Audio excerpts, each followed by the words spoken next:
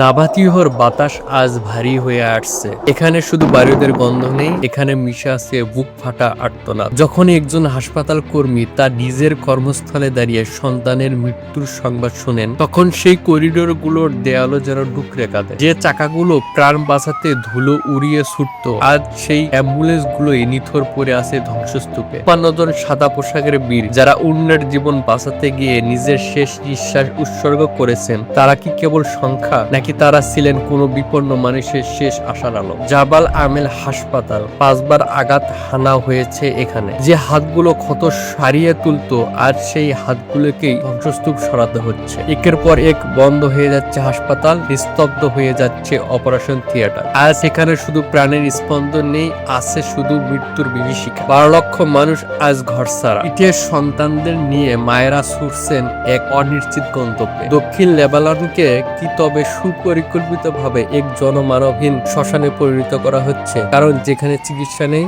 সেখানে তো জীবনও নেই। বৈরুতের অস্থায়ী শিবিরে ডাক্তাররা আজ অসহায়, ঔষধের পথ বন্ধ, হাসপাতালের ছাদ ছিন্ন ভিন্ন। তারা শুধু একটাই প্রশ্ন করছে, চিকিৎসা পাওয়ার অধিকারটুকু কি কেড়ে নেওয়া হবে?